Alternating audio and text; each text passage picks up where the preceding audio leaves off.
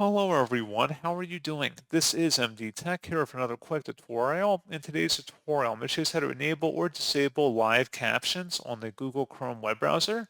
So this should hopefully be a pretty straightforward process here, guys. And without further ado, let's go ahead and jump straight into it. So all I have to do is open up Chrome and select the menu icon up at the top right, and then go down and select Settings near the bottom of this list.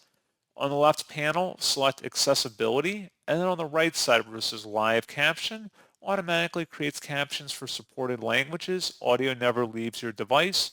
Toggle this on or off depending on your preference, and you can also add additional languages for supported live caption languages. And that's pretty much it.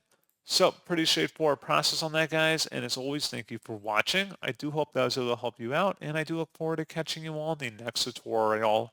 Goodbye.